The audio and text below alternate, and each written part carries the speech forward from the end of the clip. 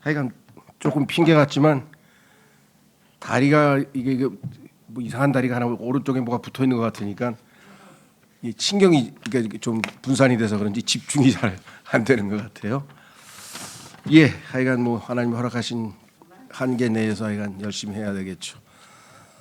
먼저 지난주에 아마 여기 계신 분들도 아마 당혹스러워하셨을 것 같기도 한데 끝 부분에 제가 그 사도 바울의 그 찬송 부분에서 오에 너무 흥분해가지고 예, 끝 부분에 사실은 하나님의 은혜로 이 11장을 다 끝낸다는 게 불가능할 것 같아가지고 열심히 기도해가지고 11장을 약간 무사히 하나님의 은혜로 다 해냈습니다, 끝냈습니다 이렇게 했어야 되는데 다 해치워버렸다고 그냥 세 번에 걸쳐서 그랬더니 우리 신건이 엄마가 하나님 말씀을 어떻게 다 해치우냐 그러고 보니까 이게 그래서 혹시라도 여기 계신 분은 실족을 안 하셨겠지만 혹시라도 듣는 분들 가운데 실족할 것 같아서 사과드리고요. 하여간 여기 계신 분들도 마음이 상하셨으면 사과드리고 물론 하나님께는 뭐 가자마자 회개 기도를 했는데 그래도 그것도 그렇고 도저히 마음이 불편해서 우리 허욱 형제님한테 부탁해서 그 세 해치웠다는 부분은 싹 삭제해가지고 인터넷에는 그거 없이 올렸습니다. 하나님께 영광을 가릴 것 같아가지고 하나님의 은혜로 무사히 그 11장을 40분 만에 마쳤다, 해냈다 이런 뜻으로 해석해 주시면 고맙겠고요. 또 한 가지는 너무나 많이 물어보셔서 그냥 여기서 공개적으로 딱 설명을 드리고 이제 그랬으면 좋을 것 같아요. 제가 수술 후에 이제 많이 좋아지셨냐? 그건 당연하죠. 인간적으로도 뭐 인사는 좀 많이 좋아지셨습니까? 근데 실제적으로 좋아진 건 아무것도 없습니다.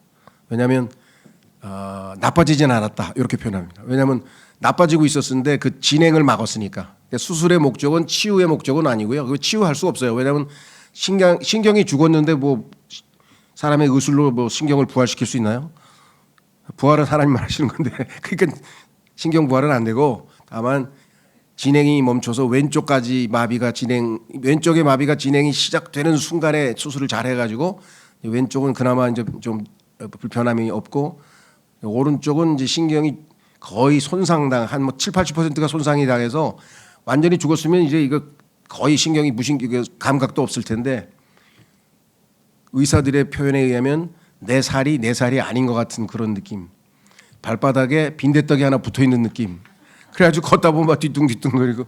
그래서 요거는 뭐 2-3년은 가서 잘하면 50% 회복이 돼. 잘하면 그것도. 그래서 잘 되도록 기도해 주시면 여러분이 기도해 주시면 이제 50% 회복돼서 2-3년 후에는 조금 더 덜 불편하지 않을까 싶은데요. 그래도 감사한 거는 걸을 수 있고 통증이 아니니까 이게 막 아프면 얼마나 힘들겠어요. 근데 통증은 아니니까 그래서 그냥 지낼만 하다. 이렇게 걱정 없이 좀 그렇게 지낼만 하다 이렇게 말씀을 드리고요. 그 정도로 제 근황은 말씀드리고 오늘도 성경에서 아주 이 분수령에 와 있는 로마서의 분수령에 와 있는 12장을 우리가 이제 하도록 해보겠습니다. 로마서 1장서부터 8장까지를 보통 일부라고 하는데 그것은 뭐냐면 구원에 관한 얘기입니다. 구원. 그렇죠? 그다음에 9장서부터 11장까지는 하나님의 경륜, 하나님의 계획, 미래까지 쫙. 그다음에 12장서부터 마지막 16장까지는 신앙생활의 모습 또는 교회 생활의 모습, 실천에 대한 얘기가 나오는데요. 자, 그걸 조금 더 자세하게 왜냐하면 저기 나눠드린 교재 가지고 계시죠? 거기에 보시면 이렇게 썼습니다. 로마서의 주제가 뭐냐? 그러니까 1장 1절에 하나님의 복음을 내가 너에게 알려주겠다. 내가 하나님의 복음을 위해서 구별된 자다. 내가 하나님에게 선택받은 사람이다. 이렇게 얘기했잖아요. 그래서 그 하나님의 복음을 내가 이 로마서 16장을 통해서 잘 설명해 보겠다. 너희 로마에 있는 사람들에게 알려주겠다. 자, 그래서 주제는 거기 써 있던 것처럼 하나님의 복음이고 그 표현은 1장 1절에 나옵니다. 그런데 1장 17절에 가서 더 구체적인 주제가 나와요. 로마서 전체의 핵심 주제는 뭐냐 이렇게 써 있죠. 거기 그 교재에다 써놨어요. 성경 찾으실 필요 없이 거기 써놨습니다. 1장 17절에 이는 복음 안에서 하나님의 의의가 믿음에서 믿음으로 계시되기 때문이라 기록된 바와 같으니 의인은 믿음으로 말미암아 살리라 하였도다. 그러니까 하나님의 복음 속에는 하나님의 의가 들어있구나. 자, 하나님의 사랑은 하나님의 사랑도 물론 들어있죠. 그러나 핵심은 복음에는 하나님의 의가 먼저예요. 우선순위가. 그래서 사람들이 그 하나님의 사랑은 당연히 하나님의 자비와 사랑은 이 복음의 전제로 깔려 있는 것이고요. 그러니까 복된 소식을 우리에게 전해주신 거 아니겠습니까? 그러나 구체적으로 하나님의 복음의 핵심 주제는 의예요. 의. 그런데 그 의는 믿음에서 믿음으로 계시되지 그 어떤 방법으로 우리가 얻을 수가 없습니다. 그래서 성경에 뭐라고 쓰이냐면 의인은, 의롭게 되는 사람은, 의롭다고 인정받은 사람은 믿음으로 말미암아 살리라 그랬어요. 그래서 오늘 12장이 바로 우리가 믿음으로 의롭다고 인정받은 우리 모든 그리스도인 하나님의 자녀들은 이제 믿음으로 살리라. 그 사는 부분이 12장서부터 16장까지가 나와 있다 이 말이에요. 아주 이제 로마서의 끝 부분에 와 있죠. 우리가 살리라 거기에 해당하는 거예요. 자, 그래서 거기 보시면 1장서부터 3장까지는 요점이 정죄. 하나님 앞에 모든 사람은 죄인이기 때문에 정죄의 대상이다. 그래서 의가 필요해. 하나님 앞에 나아갈 수가 없어요. 의가 없으면 하나님 앞에 의로우신 분 앞에 나아갈 수가 없죠. 두 번째 3장에서 5장은 칭의. 의롭다고 인정을 받게 됐어. 믿음으로 예수님이 우리를 대신해서 십자가에서 죽으시고 장사 지내시고 부활하셔서 그 예수님을 믿음으로 받아들였더니 하나님께서 우리를 의롭다고 인정해 주셨다. 교재 없으세요? 그 옆에 그 뒤에. 자, 그래서 거기 보시면 칭의, 의롭다고 인정받았죠? 그것을 우리는 부가적인 설명으로 여기 나와 있는 것처럼 의가 전가됐어요. 우리가 획득한 게 아니에요. 의가 그냥 나에게 넘어왔어. 예수님이 넘겨줬어. 우리는 예수님께 뭐를 드렸어요? 우리의 죄를 다 넘겨드렸어. 맞바꿨어. 그래서 예수님은 우리 죄를 지고 십자가를 지고 멀리 가셨죠. 속죄염소처럼. 자, 6장에서 8장까지는 성화. 이제 의롭게 된 사람이 그 의가 우리의 생명으로 우리의 생명 안에 쫙 분배되기 시작하면은 우리가 거룩하게 구별되죠. 거룩하게 구별된다. 그래서 성화, 거룩하게 되어진다. 그것은 의가 우리 안에 분배되는 것을 얘기합니다. 분배. 거기 써 있죠. 자, 핵심은 하나님의 의가 복음 안에 계시되어 있는데 그 의가 어떤 형태로 계시되느냐. 처음에는 필요성을 알려주시고 의가 필요하다. 두 번째, 그 의는 너희가 얻을 수가 없어. 전가를 받아. 믿음으로 전가받아. 그 다음에 그 의를 그냥 가슴에 간직하는 게 아니라 내 안에 생명 안에 쫙 분배시켜서. 자, 그러면 이제 우리는 뭐예요? 제대로 된 신앙생활을 시작할 수 있는 모든 준비 과정을 다 맞춘 거예요. 이게 이제 신앙생활 믿음으로 살리라 했을 때 그 믿음으로 사는 이제 그거를 다 갖추게 됐죠. 준비 과정이. 그런데 중간에 뭐가 들어가 있어요? 의를 거부함이 하나 들어가 있어요. 이건 이스라엘에 관한 얘기라 그랬죠. 9장서부터 11장까지는 이스라엘은 주권적으로 하나님의 선택을 받아서 하나님께 거부했지만 결국은 나중에 미래에는 돌아올 것이다. 이 이야기예요. 그래서 지금 현재 이스라엘의 상태는 하나님의 의를 거부하고 있는 상태에 놓여 있다. 그렇죠? 자, 그러면 이제 마지막 오늘 우리가 다룰 12장서부터 16장까지는 뭐냐? 살리라 그랬어요. 아까 의는 믿음으로 말미암아 살리라. 신앙생활이라 그러죠. 믿음으로 사니까. 그 신앙생활의 핵심은 뭐냐? 섬기는 삶이다. 여기 딱 있잖아. 섬김. 예수님이 이 땅에 나는 섬김을 받으러 온 것이 아니고 섬기러 왔노라. 그럼 우리도 뭐예요? 내가 구원받은 것은 섬김을 받으려 한 것이 아니라 섬기려고 구원을 받았노라. 이게 예수님하고 똑같은 게 되는 거예요. 우리의 운명이. 그래서 이거를 의를 실천함이라 그랬어요. 섬기는 것은 하나님이 내 안에 넣어주시고 분배된 그 의가 바깥으로 표현돼서 실천되어져서 실행되어지는 과정을 여기 나와 있죠. 자, 그러니까 여러분들이 로마서의 주제를 정확하게 인식하고 있고 그 의가 그렇죠. 복음 안에 하나님의 의가 믿음에서 믿음으로 계시됐다는 것을 정확하게 인식하고 있다면은 이 순서가 얼마나 정확한 건지 알 수 있죠. 의의가 필요하다는 필요성을 하나님이 설명을 잘 해주시고 그런데 그 의의가 필요한데 어떻게 해서 얻을 수가 있느냐? 정가 선물로 받는 거예요. 예수님 덕분에 우리가 받았죠. 그 다음에 그것이 우리 안에서 잘 분배되어져서 그것이 우리 안에서 실천되어져서 드디어 삶으로 표현되어진다. 이것이 뭐냐? 여기 나와 있죠. 행동을 위한 신학. 그렇게 써 있죠. 거기 교재에 보면 뭐라고 써 있어요? 행동을 위한 신학. 신앙생활은 믿고 끝나는 게 아니라 행동으로 표현돼야 된다 이거죠. 행동을 위한 신학. 그 다음에 밑으로 뭐라 했었어요? 이것이 구원의 목적이에요. 그런데 구원 받고 8장도 안 가. 그냥 5장에서 끝나는 사람이 있어. 정가 받고 할렐루야 천국 간다. 그러고 끝나는 사람이 있어요. 그리고 어떤 사람은 야, 그거 좀 수준이 낮다. 진짜 중요한 거는 성화가 돼야지. 성화. 예수님을 닮아가야 되잖아.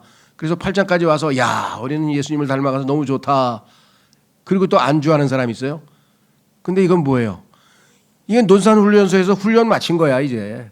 논산훈련소에서 훈련 끝나고 이제 자대에 가서 진짜 군인이 돼야 되는데 그거를 안 하고 그냥 훈련 됐다고 그냥 이등병 하나 붙이고 그냥 신나가지고 있으면 안 되죠. 그래서 우리가 오늘 진짜 중요한 거는 구원의 목적인 12장서부터 16장까지를 우리가 얼마만큼 실천하느냐에 따라서 하늘나라에 가서 그리스도의 심판석에서 얼마만큼의 보상을 받느냐가 여기서 결정이 되는 거예요. 그러니까 8장에서 할렐루야하고 그냥 이등병 붙였다고 그냥 좋다고 그냥 그러고 가만히 있으면은 집에서 혼자 읽고 그냥 12장서부터 생활은 개인의 생활이 아니에요. 12장 3절부터 몸에 대한 얘기가 나와요. 몸, 예수 그리스도의 몸 된 교회. 그러니까 지역 교회의 회원으로 교회 생활을 안 하고 뭐 심오한 깊은 책을 읽는다고 뭐 집에 혼자 들어 앉아가지고 계속 책만 읽고 그냥 할렐루야만 하고 그냥 뭐 찬송만 부르고 그냥 아 할렐루야 하고 막 이렇게 해갖고는 구원의 목적이 달성이 안 된다 이 말이에요. 근데 교회 가니까 막 골치 아파요. 너무너무 골치 아픈데요. 이런 사람이 있어요. 그 골치 아픈 과정 속에서 우리가 뭐예요? 다 우리의 옛사람을 내려놓고 그런 훈련을 통해서 진짜 군인이 되는 거죠. 이제 주님께서 기뻐하시는. 그래서 12장서부터 16장까지가 진짜 여기서 이제 근데 논산훈련소에서 제대로 훈련을 못 받아가지고 재훈련 받는 사람들이 있어요. 왜 마지막 테스트 하잖아요. 통과를 못했어 시험을. 그러면 6주 동안 다시 훈련 받아야 돼. 그런 사람 너무 많아. 근데 그럴 필요가 없잖아요.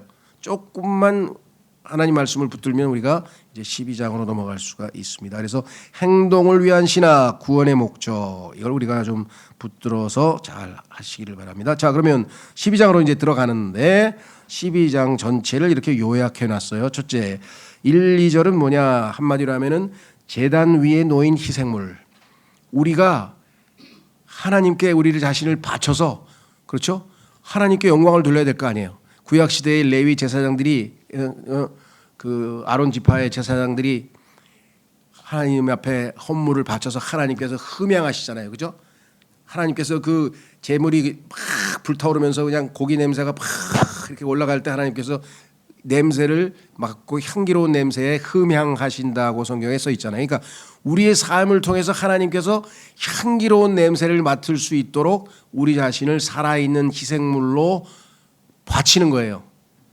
여기서부터 신앙생활이 시작이 되는 거예요. 그러니까 헌신은 한참 훌륭한 그리스도인이 하는 게 아니라 신앙생활의 첫걸음이에요.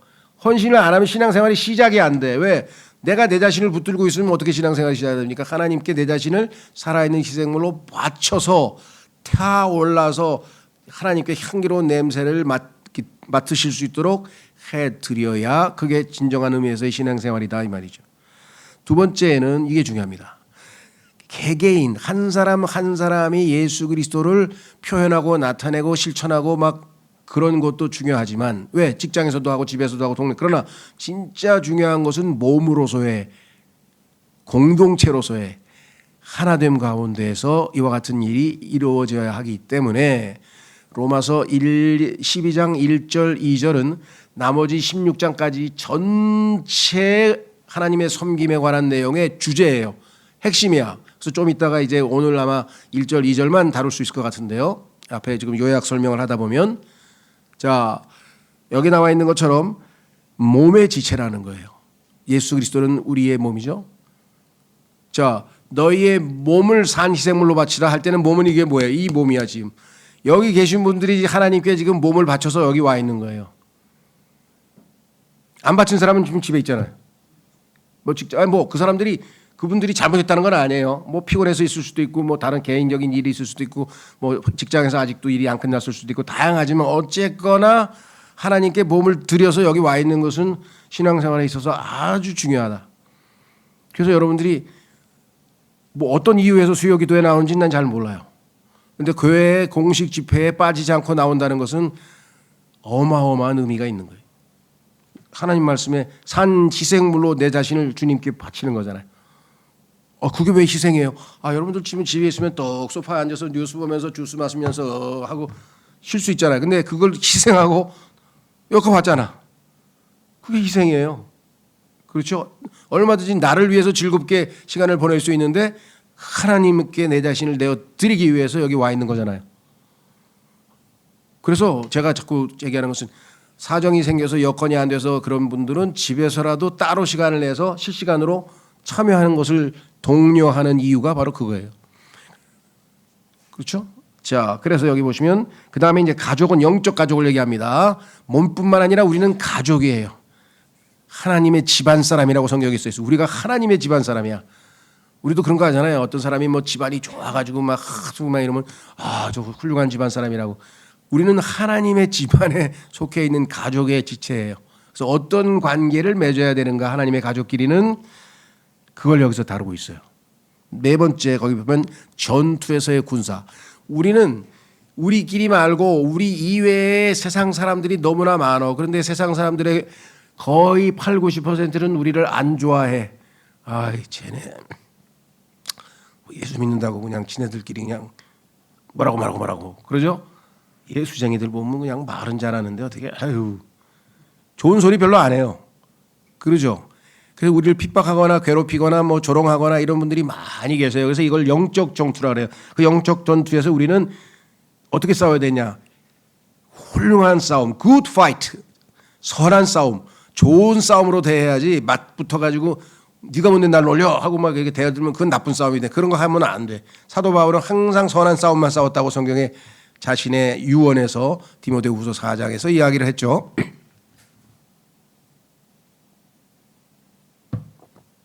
자, 그래서 이제 드디어 오늘 이제 12장의 본론으로 들어갑니다.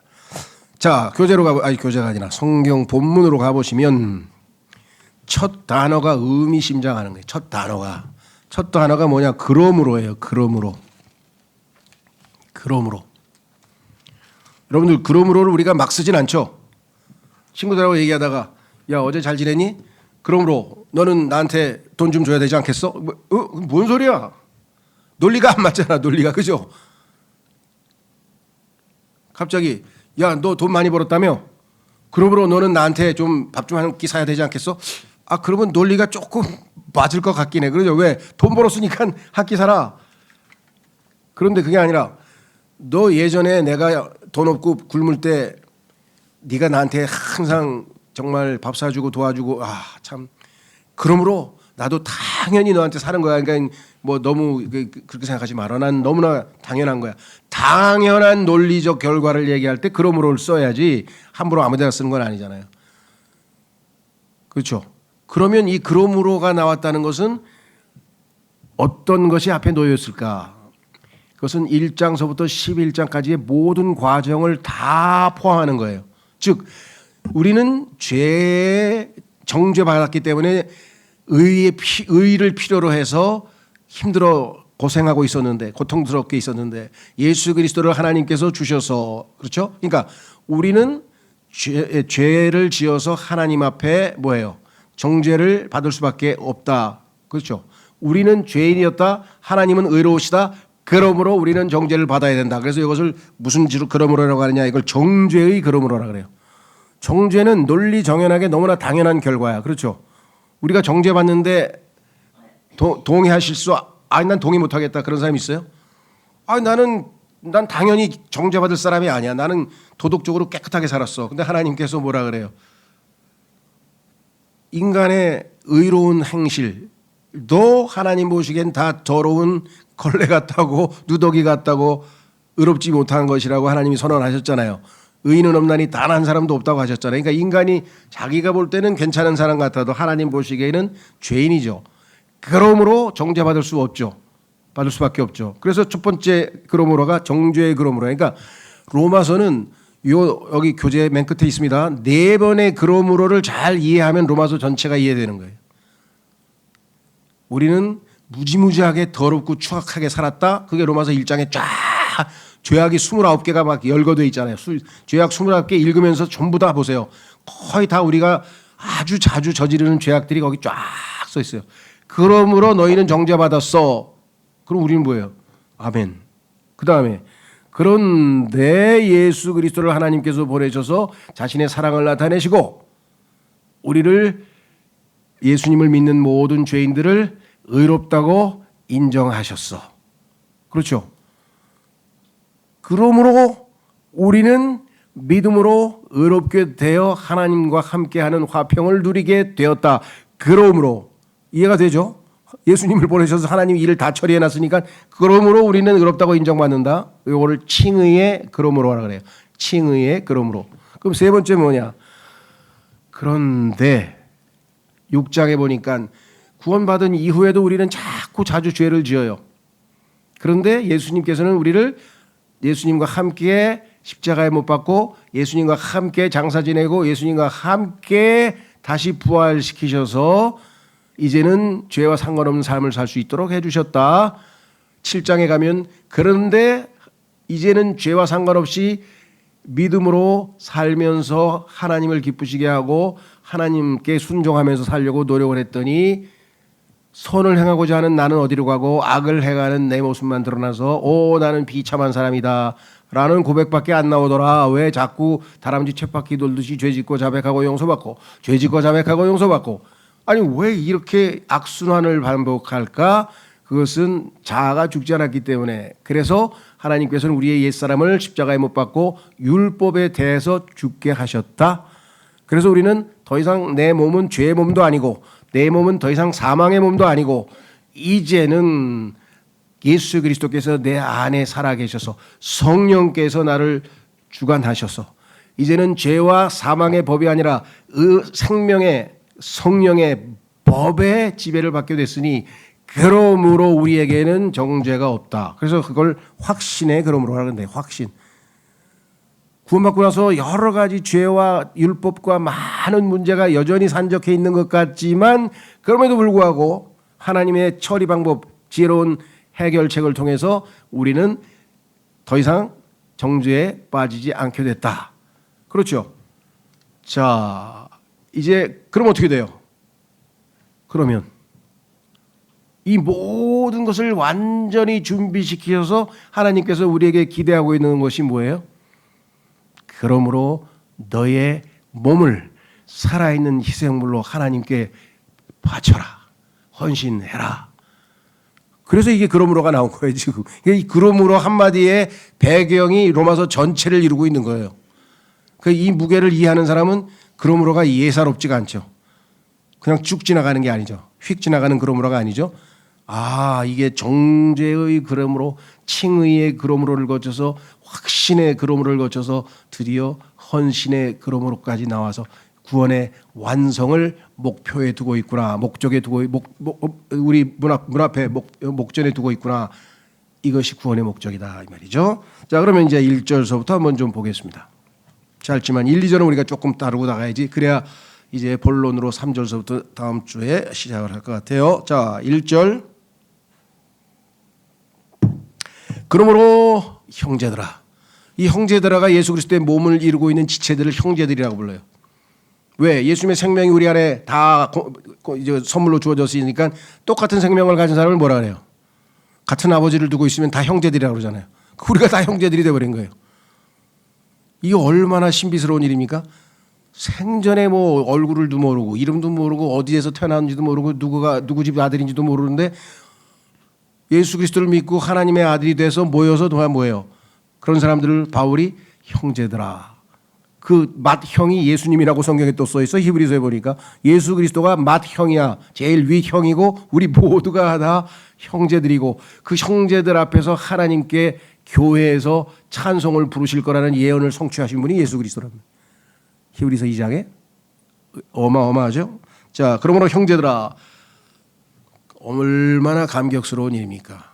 자, 하나님께서 이렇게 다 해놓으시고, 그러므로 형제들아, 이제 내가 너에게 간청한다. 이 정도 됐으면 내가 너에게 아주 탄원한다. 간절하게 부탁한다. 뭐라고? 내가 하나님의 자비들로 인하여 너희에게 간청하노니. 그런데 그 간청하는 근거가 뭐냐? 1장서부터 11장까지 하나님께서 너에게 얼마나 많은 자비들을 베풀어 주셨는가. 그 자비들로 인해서 내가 너희에게 간청한다. 이해가 되시죠? 자비가 한 개가 아니야. 한 두 개가 아니야. 자비들이야. 셀 수도 없이 많은 자비들이 있었어요. 자, 너희는 너희의 몸을, 많은 사람들이 신앙생활은 마음이 중요한 거지 뭐 몸이 중요합니까? 그 마음이 중요하면 집에서 그냥, 그래서 교회에 안 나오는 사람의 핑계가 뭐냐면 마음이 중요하기 때문에 집에서 마음을 다해서 예배 드리면 되는 거지 뭐 또 뭐 차 타고 그냥 내 몸을 이끌고 여기까지 와야 됩니까? 뭐 이런 사람인데 성경을 몰라도 한참 모르는 거예요. 몸이 있는 곳에 마음이 있죠. 여기 써 있잖아요. 너희는 너희의 몸을, 손을, 발을, 귀를, 눈을 거룩하고, 두 번째, 하나님께서 기꺼이 받으실 만한 살아있는 희생제물. 우리가 희생제물인데요, 구약의 희생제물은 어떻게 했습니까? 죽어있는 희생제물이죠. 왜? 소를 다 잡아가지고, 염소를 잡아가지고, 어린 양을 잡아가지고, 죽여가지고, 각을 떠서 피를 다 흘러내고 깨끗이 씻어가지고 거기다가 번제로 태워가지고 그 향기를 하나님이 맡게 하시는 그런 방식으로 제사를 지냈다. 그런데 우리는 예수님과 함께 십자가에 죽고 부활했잖아요. 살아있는 희생제물이야. 우리는 구약과 다르죠? 살아있는 희생제물 뿐만 아니라 뭐예요? 거룩한, 하나님께서 이 세상 80억 중에서 글쎄요, 지금 구원받은 사람 몇 명인지 모르겠어요. 그냥 1억이라고 1억 명이 하나님께서 따로 우리를 거룩하게 구별한 자예요.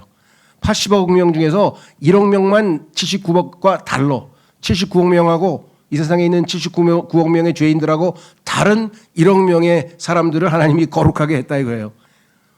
엄청난 특권을 누리고 있는 거죠, 우리가. 뿐만 아니라 기꺼이 받으실 만한, 예수 그리스도의 피로 씻기고 하나님의 말씀으로 깨끗하게 되고 성령으로 거룩하게 됐기 때문에 하나님이 받으실 수 있어요. 이제 죄인들은 더러워서 추악해서 받으실 수가 없는데 우리는 이제 하나님께서 기꺼이 받으실 만한 자격을 갖췄어. 그래서 내가 기쁨으로 희생물로 내 자신을 자발적으로 내어 드리면 하나님께서 흠양하시고 기쁘게 받을 수 있는 산 희생제물이 되었다. 엄청난 축복이죠. 특권이고. 이걸 알면 헌신을 하지 말라 그래도 헌신할 텐데 뭘 모르는 사람이 헌신하라 그러면 힘든데 나도 할 일이 많은데요. 뭐 이런 분들이 있어요. 그럼 축복을 스스로 놓치는 거예요. 그렇죠? 보세요. 이것이 너희의 합당한 섬김이라. 지금 얘기하고 있는 이 헌신이 합당하대요. 합당하다는 얘기는 영어로는 reasonable인데요. reasonable은 더 문자적으로 그냥 있는 그대로 하면 합리적인 섬김이라는 뜻. 합리적이다. 비합리적이지 않고 너무나 합리적이야. 너무나 논리적이야. 너무나 당연한 서비스, 섬김이야. 이 서비스가 구약에서는 이스라엘 백성들이 하나님을 섬길 때 막 어마어마한 그 의식, 종교 의식이 필요해요. 그냥 어린 양을 잡아가지고 거기서 제사장이 그냥 다 몸을 다 죽이잖아요. 죽여가지고 피를 싹 깨끗이 씻어내고 그 다음에 그걸 각을 떠가지고 부위별로 다 갈라서 하나님이 바치라고 하는 방식에 따라 그 다음에 하여간 이거 한번 그 제사 지내는 거기에 엄청난 그런 종교 의식이, 장엄한 의식이 펼쳐지죠. 예. 자, 그래서 그 이스라엘 사람들의 그렇게 어마어마한 그것을 성경에서는 뭐냐면 서비스라고 그랬어요. 그래서 영어에서는요, 서비스가, 우리는 뭐 식당에 가면은 바쁘니까 요즘에, 그리고 저 직원이 별로 없으니까 물은 셀프예요. 그러면 셀프 서비스 이렇게 써 있어. 셀프 서비스. 내가 나를 서비스해야 돼.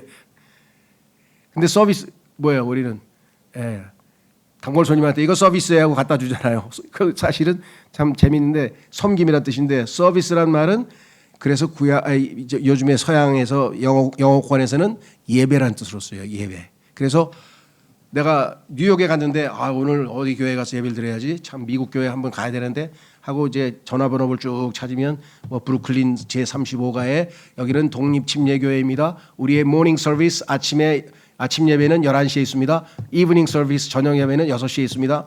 그 이브닝 서비스, 모닝 서비스가 뭐냐면 다 아침 예배, 오전 예배란 오후 예배란 뜻이거든요. 그러니까 여기서도 뭐예요? 그래서 어떤 성경에는 이거를 합당한 예배라고 번역해 놓은 것도 있고요. 그 예배가 잘못된 건 아니에요. 근데 우리는 그냥 서비스 자체를 섬긴다고, 왜 하나님을 섬기는 게 예배죠. 그런 의미에서 용어는 달리했습니다만은 그 뜻이다. 우리 자신을 산 희생을 하나님께 내어드렸으니까 그건 당연히 예배죠. 당연히 경배죠. 그렇죠? 그래서 경배, 예배, 섬김, 봉사 비슷비슷하고 다 뉘앙스가 다르지만 용어는 좀 우리가 다양하게 쓸 수 있다. 이렇게 생각하시면 되겠고요. 자, 그래서 정말 여기 나와 있는 이 용어 하나하나가 정말 우리에게는 엄청나게 깊이 있게 우리 마음에 와 닿죠. 자, 그다음에 여기 나와 있는 것 희생 제물로 드리라 그랬잖아요. 그렇죠? 희생 제물로 드리라. 이 드리라고 하는 단어는 사실은요. 영어로는 present인데 present. 이 present라고 하는 것은 동사입니다. 드린다, 제시한다 이런 뜻인데 명사로 하면요. present가 돼요. 그럼 명사가 되면 present가 뭡니까? 선물이라는 뜻이에요. present. 선물. 신기하죠. 그다음에 present 하면 현재, past 과거, present 현재, future 그럼 미래잖아요. 그러면 현재 우리 자신을 하나님께 선물로 내어 드린다. 이 단어 하나에 세 가지 의미가 다 들어가 있어요. 이해가 되세요? 야, 하나님께서 이 present라고 하는 단어가 발음만 present 하면은 선물이 되고, 그렇죠? 또 현재의 선물. 하나님께 내 자신을 현재 갖다 바치는 선물이란 뜻이에요. 그러니까 이 단어 하나하나가 하나님께서 얼마나 놀랍게 여기에 하나님께서 심오한 의미들을 다 집어넣었는지 생각해보면 정말 놀랍죠? 예. 자, 그래서요, 우리는 이제 2절을 짧게 하고 마치겠습니다. 2절도 중요한데 다음에 한번 반복은 하겠습니다. 그런즉 이 세상에 동화되지 말고, 자, 이 세상에 동화되지 말고의 반대가 위에 나와 있어요. 거룩하다 이거죠. 거룩한 얘기는 이 세상하고 구별된다 그랬잖아요. 그러니까 동화되면 안 되죠. 그렇죠? 성경에 보면 이 세상은 하나님의 사랑이 없다고 요한일서에 분명하게 말씀했고, 갈라디아서에는 이 세상은 악하다고 분명하게 써 있고, 그래서 이 세상식 사고방식, 이 세상적 생활방식, 이 세상적 가치관, 이 세상적 세계관, 이 세상의 유행, 이런 것들에 따라서 우리의 생활이 좌우되면은 거룩한 게 아니에요. 거룩하다는 얘기는 이 세상과는 동화되면 안 돼. 동질이 아니고 불편해야 돼. 그렇죠? 이 세상의 라이프 스타일이 우리하고 안 맞아. 자, 두 번째, 오히려 너희는 생각을 새롭게 함으로써 변화를 받을지니. 세상과 동화되지 않으면은 변화를 받아야 되는데 생각을 새롭게 함으로써 변화를 받을 수 있어요. 자, 변화. 이 단어는 일반적으로 우리가 변화 그러면 change라 그러는데 이 change의 뉘앙스가 아니고, change는 내가 바꾸는 거죠. 변화된다는 얘기는 뭐냐면, 이거 여러분들은 아시는가 모르겠는데 그 윤도현이라는 유명한 가수, 밴드 하는 가수가 있어요. 그 윤도현이 작곡해서 부른 노래가 나비라는 노래가, 나비. 그러니까 나비는 출신은 어디냐면은 군뱅이에요. 기어댕기는 애벌레 있죠. 그 구데기라네. 그러니까 기어댕기는 그 꿈틀꿈틀하다가 어느 날 그 탈을 탁 벗고 갑자기 쫙 하고 올라가잖아요, 하늘로. 이게 여기서 얘기하는 트랜스폼이란 말이에요. 여러분들 트랜스폼이라는 건 우리는 잘 모르는데 애들은 잘 알아요. 그거 왜 있잖아요. 로봇 변신 뭐 하면서 막 트랜스폼이 돼가지고 완전히 딴 걸 확 바뀌어버리는 그 단어예요. 하도 유명해서 이게 메타모르포시스라 그래가지고 막 헬라어로 웬만한 사람은 메타모르포시스 다 알아. 이게 바로 그런 정도의 어마어마한 변화를 얘기하지. 무슨 말인지 이해가 되셨죠? 예. 자, 그래서 여기에서의 변화라고 하는 것은 내적인, 외적인 엄청난 변화를 얘기합니다. 본질적인 생명의 변화. 그래서 생각을 새롭게 해야 돼. 그래서 신앙생활의 모든 기초는 생각이에요. 그런데 놀랍게도 고린도전서 2장 16절에 보면은 예수 그리스도께서 우리에게 예수 그리스도의 생각을 주셨다고 써 있어요. 구원받는 순간에 이제 생각을 변화할 수 있어. 왜? 우리 인간의 생각, 사고방식, 철학이 아니라 예수 그리스도의 생각을 The mind of Christ를 우리에게 주셨다고 성경에 써 있어요. 그걸 믿으면 생각이 바뀔 수가 있어. 노력해서는 안 바뀌어 우리 생각은. 이해가 되시죠? 자, 생각을 새롭게 함으로써, 그래서 성경에 보면 생각을 새롭게 한다, 생각의 새로운 영, 이런 표현들이 에베소서 4장에도 나오고 디도서 3장에도 나와요. 성경 구절은 다음 시간에 다음 주에 찾아보겠습니다. 우선 개요만 말씀드리면 너희로 하여금 목적이 뭐예요? 자, 아까는 몸이었어요. 12장의 1절은 몸을 바치라 그랬는데 이번에는 생각이 바뀌어야 돼. 그러면 어떻게 되는가? 하나님의 뜻을 입증할 수 있어. 아, 예전에는 하나님께서 이 우주를 왜 만들었을까? 그거 알 수가 있나요? 하나님께서 만드신 것까지는 그냥 그걸 믿자 이거야. 그런데 왜 만들었지? 몰라. 그런 생각이 바뀐 사람은 뭐예요? 아, 하나님께서 자신의 즐거움을 위해서, 자신의 기쁨을 위해서 만들었다고 성경에 써 있구나. 그러면 하나님께 기쁨을 드리지 않는 인생은 무의미한 인생이구나. 사람은 아무짝에 해도 소용도 없는 인생을 사는 거구나. 그럼 하나님을 기쁘시게 하면 어떻게 할까? 아, 믿음이 없이는 하나님을 기쁘게 하시지 못하는. 아, 하나님을 신뢰하고 믿어야 되겠구나. 이게 이제 생각이 바뀐 사람의 사고방식이 이제 바뀌는 거예요. 완전히 다. 하나씩 바뀌어가죠. 너희로 하여금 하나님의 선하신 뜻과 기꺼이 받으실 만한 뜻과 완전하신 뜻이 무엇인지 입증하게 하려 함이라. 요 1, 2절이 핵심 테마인데, 자, 여기서 이제 한 가지만 짚고 오늘은 이제 마치고 다음 시간에 조금 복습을 하겠습니다. 이게 너무 중요한 거니까. 네. 일반적으로 이제 두 가지, 여기서 사실은 하나님의 뜻, 그다음에 받으실 만한 뜻, 완전하신 뜻, 이 뜻이 3번 나오지는 않아요. 영어에 한 번 나와요. 그러니까 우리로 치면은 하나님의 선하시고 기꺼이 받으실 만하시고 완전하신 뜻이, 이렇게 대부분은 번역을 했는데, 이 표준역 번역자의 경우에는 약간 자기의 해석, 그러니까 단어 있는 그대로 번역하기보다는 약간의 해석이 첨가되어 있어요. 그러니까 하나님의 뜻에는 선하신 뜻이 있고, 두 번째 받으실 만한, 기꺼이 받으실 만한 뜻이 있고, 세 번째 여기 나와 있는 것처럼 완전하신 뜻이 있다.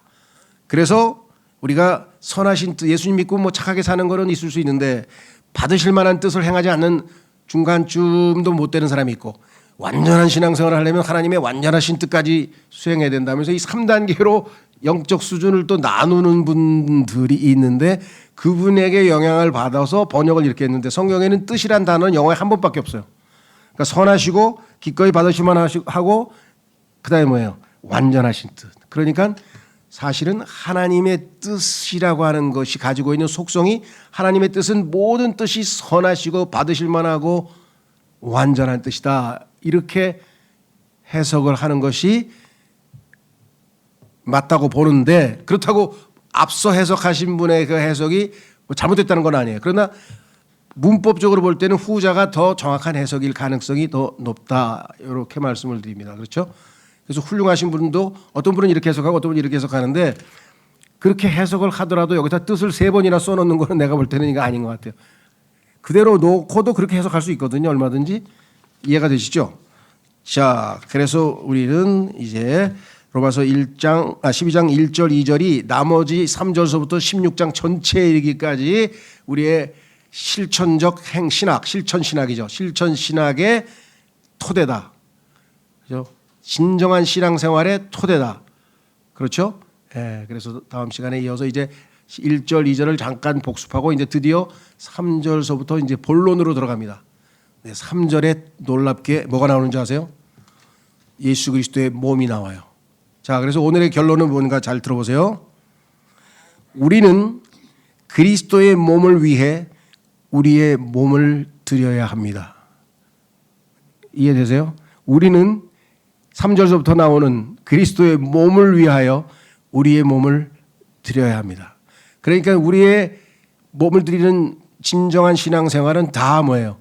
주님의 몸된 교회 중심으로, 교회 생활 중심의 신앙생활이 아니면 풀풀이 자기 혼자 신앙생활 잘해봐야, 늘 말씀드립니다, 건축 자재상에 재료가 멋지게 최고급 자료가 놓여봐야 아무 의미가 없어요.